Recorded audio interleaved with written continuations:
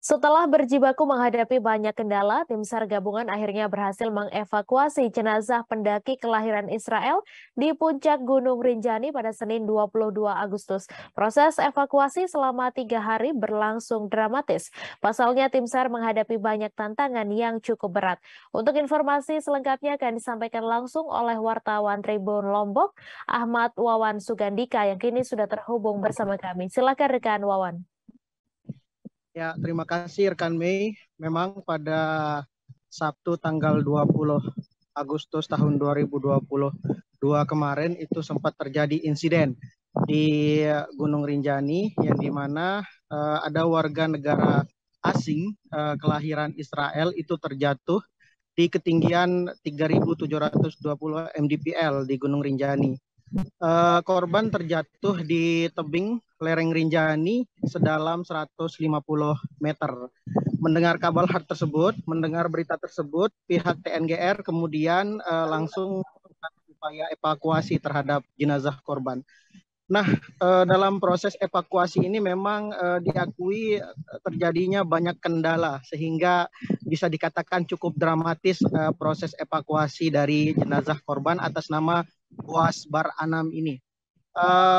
Hal ini juga dibenarkan oleh Kepala Kantor SAR Mataram, yakni Nanang Sigit, yang mengatakan bahwa dalam proses evakuasi itu memang cukup sulit. Ada dua kendala yang dihadapi oleh tim evakuasi gabungan yang terdiri dari tim SAR, tim Basnas, kemudian Polhut, kemudian ada dari TNGR dan juga dari berbagai pihak. Total tim evakuasi itu yang diterjunkan sebanyak 40 orang begitu.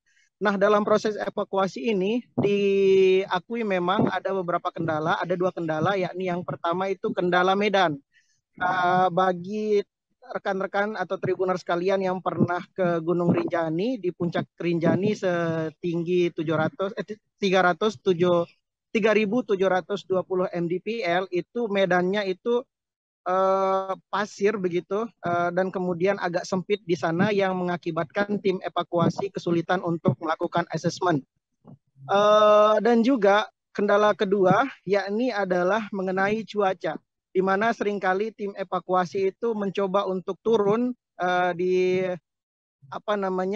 turun untuk mengangkut jenazah korban, itu terkendala dengan angin yang cukup kencang di puncak Rinjani tersebut. Nah, dalam proses evakuasi korban atas nama Boas Bar Anam kelahiran Israel dengan paspornya asal yang digunakan itu berasal dari Portugal, itu sempat berlangsung lama, yang dimana berlangsung 3 hari lamanya. Proses evakuasi berhasil dilakukan itu pada Senin tanggal 22 Agustus tahun 2022 kemarin, itu di mana tepat pada pukul 14:20 waktu Indonesia bagian tengah, jenazah korban berhasil diangkat naik ke